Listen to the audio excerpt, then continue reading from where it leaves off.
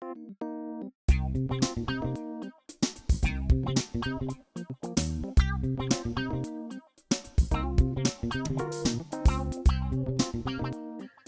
I'm Erin Elizabeth, and today I'm joined by Jaden and Leroy for a conversation with Cacao.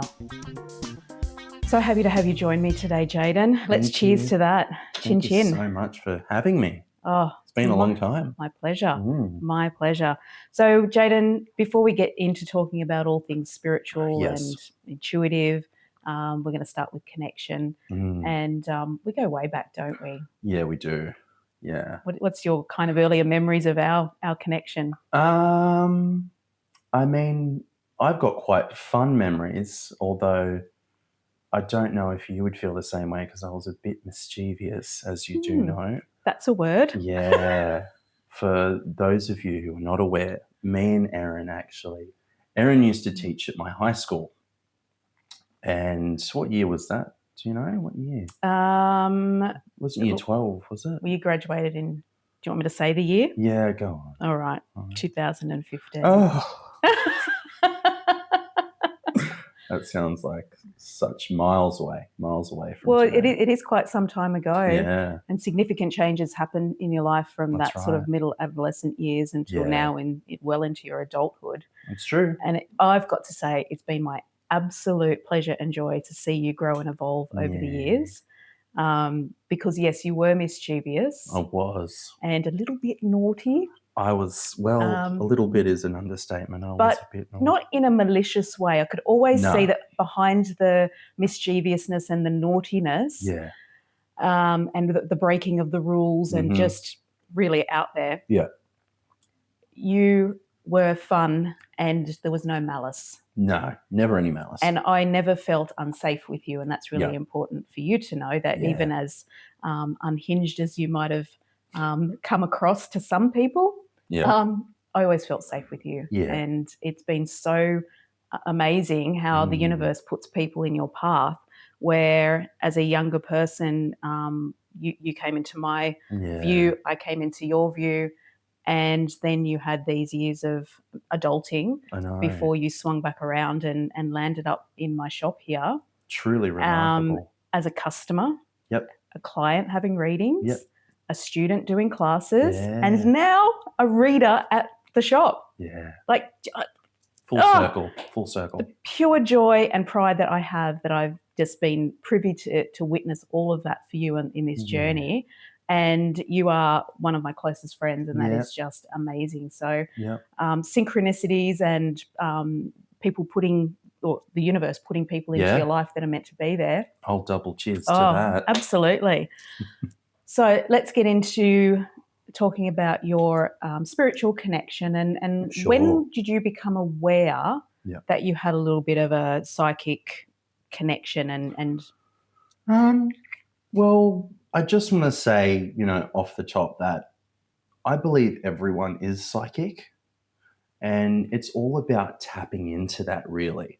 And I didn't tap into it until I was much later on in life when I was around probably 23. Things started happening for me, and I guess I felt more in tune with what was going on around me and more aware. And I also vividly remember getting signs, especially from the universe, whether I was going through something at the time.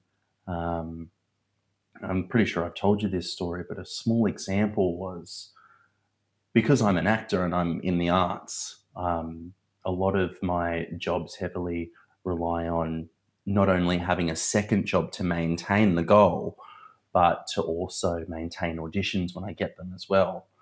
And so there was this sort of weird period in time where I was looking to get into a graduation course, and I was a bit doubtful of it because I was working full-time at the time, and I didn't really I had to commit to 2 days a week. And so I was really umming and ahhing. I did have the money for it, which was, quite a substantial amount of money, but it was just taking that leap of faith to actually, Yes. And I remember one day I was a garbo, for those who don't know, and a garbo is short for a garbologist, which is the scientific word for it. But I remember I was at work and I was really struggling with, what am I going to do? Am I going to do this course or not? And then this lady appeared out of nowhere and she handed me a book, and I believe the title said Stop Procrastinating. And that was the title of the book that she had given me. And she handed me a book in one hand and she handed me a soup in another. Oh. So it was really a very soulful moment for me, and I'd never witnessed anything like that before.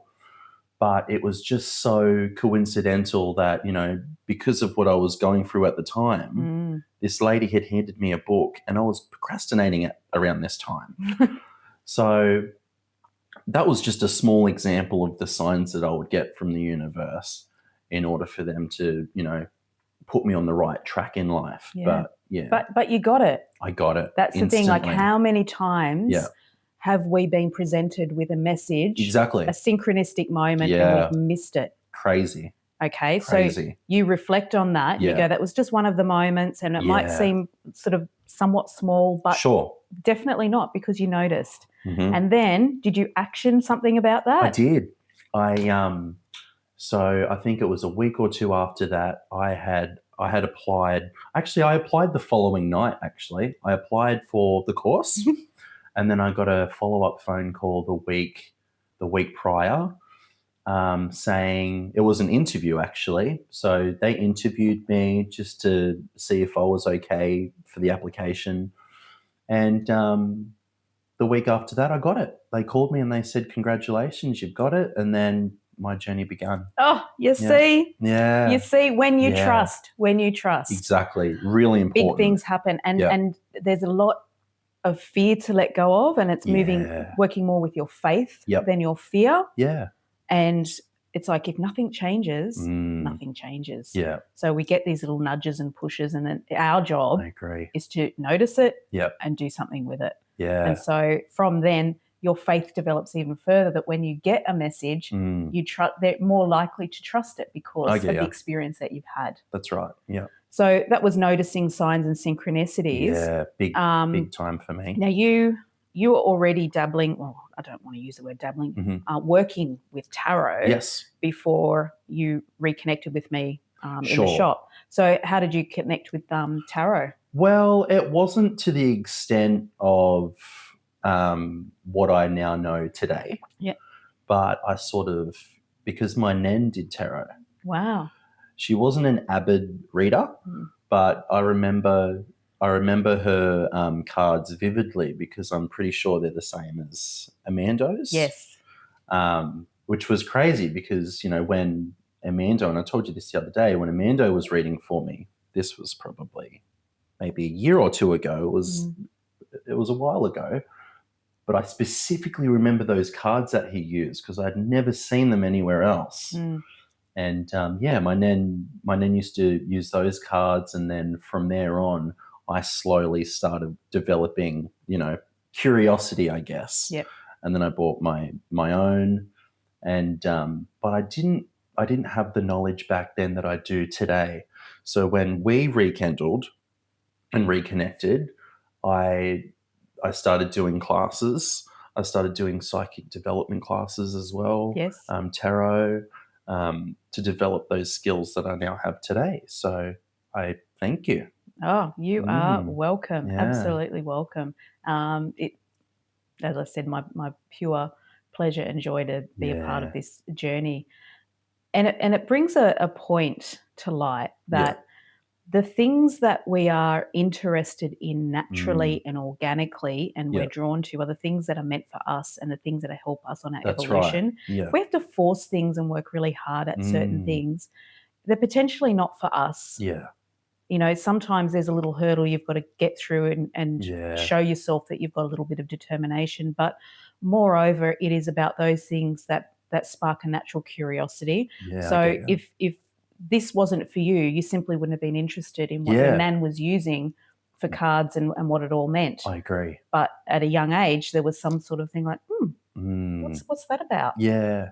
And that's how I try to remember to navigate and live my life. Yeah. And it comes up in a lot of readings for our clients as well, is it might sound simplistic, but live your life with joy, like Yep. follow your passions and do more of the things that you love, and you will be evolving.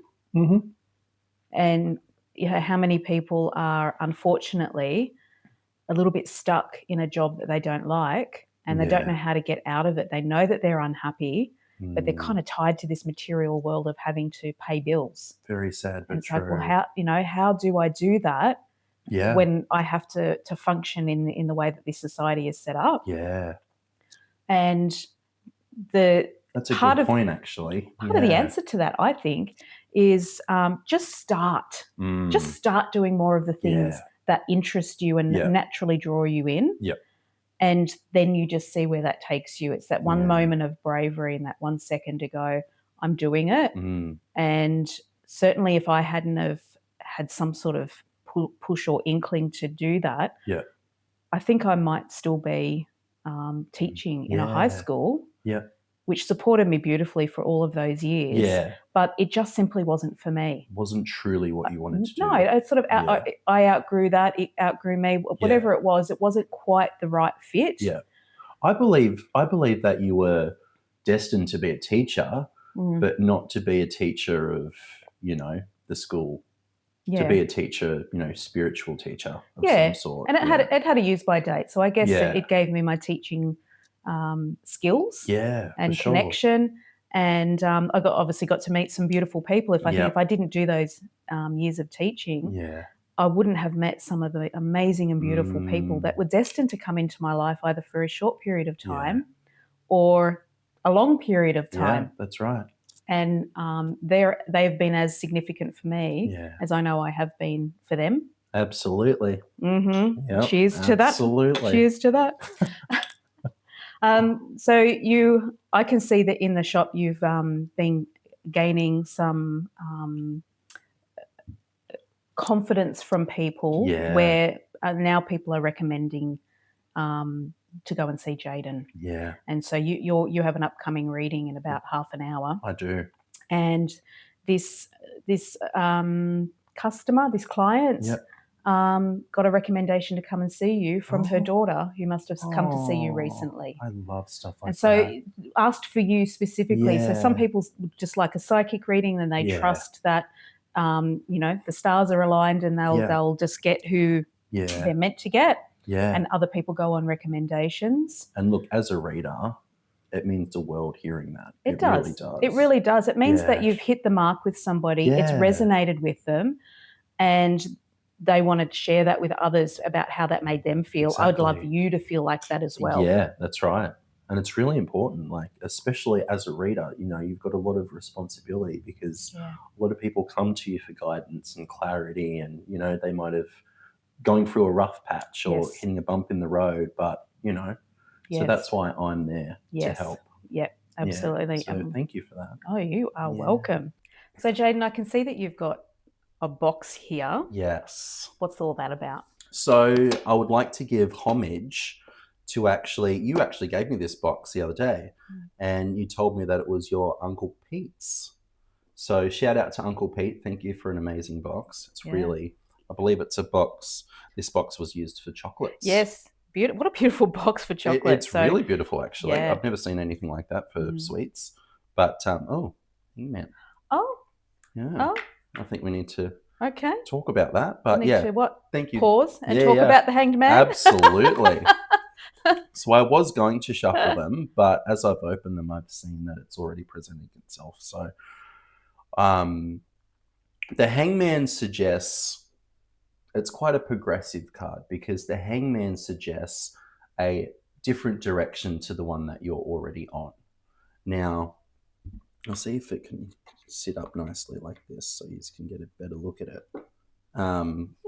So it's sort of encouraging you to look at the situation from another direction, or another sort of like getting a bird's eye view of actually what's going on to see the bigger picture. And by doing that, you're actually redirecting your focus on something that might be a bit more progressive. Also, if something's not working for you, then what's the harm in attacking it from another angle? Yeah. You know, Yeah. it's really true. Yeah. Because I've got this sort of naughty saying. I don't know if I can say. I'm going to say it anyway. But Oh, go on. if you're stuck in for too long, it stops smelling. Okay, and it's really true. Well, you get used to it. Exactly right. So if something's not working, this is where the hangman comes into play, especially in readings, because it's trying to suggest that you look at things from another perspective rather than, being on the path that you're on.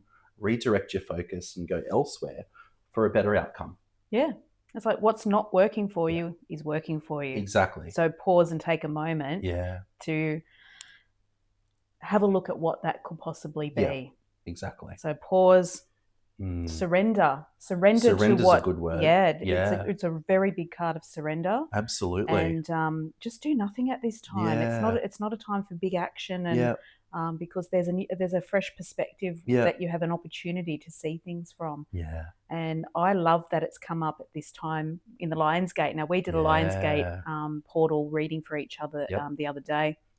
And I'm yet to sit down and transcribe some of that because there were some big messages in that for me to take through the portal. Yeah. And, it is a time to just stop and think, what is it that I would like to bring forward for the next 12 months until the next Lionsgate portal opening this time next year? Well said. What would I like to leave behind? How can I attack things from a different perspective if things have felt stuck? Yeah.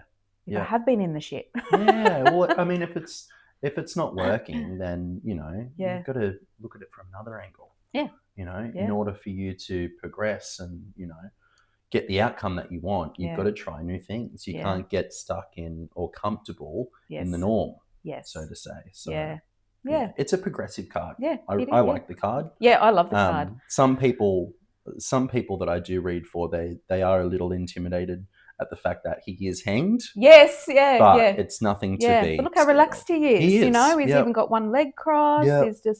He's and that's why it's the card of surrender. I'm just surrendering to this moment. Exactly. Where there's nothing else that I can do but just hang about. But while I'm hanging about, let me just have a look at life from a fresh perspective. Exactly. Yep. And you can see the illumination and enlightenment that comes from that. So one card, so much to talk about and so many meanings to that. Really does. And and there's 78 cards in the deck, so every card has a story to tell. That's right. And that's I did not ever foresee years and years and years ago how much tarot would become a part of my life and how amazed and in awe I am every single time I do a reading, what it can illuminate. I find that too. What it can resolve, what it can bring your attention to. And seeing people's eyes get wider and wider as they go, how on earth are you saying what you're saying? Exactly. Well, the cards don't lie. That's right. They don't. They don't. Yep. So great tool too. Great tool. Spiritually. Great tool. So I know that this is not going to be the last conversation with Cacao that we have, but an excellent opportunity for everybody to get to know Jayden a little better.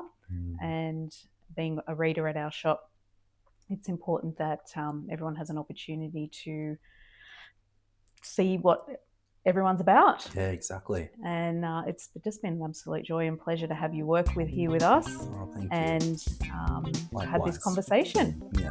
So until next time, my lovely. Thank you. Cheers. Cheers. And thank you for joining us. Until next time for another conversation with Cacao. This has been Erin Elizabeth from Mysteries in Penrith, Australia.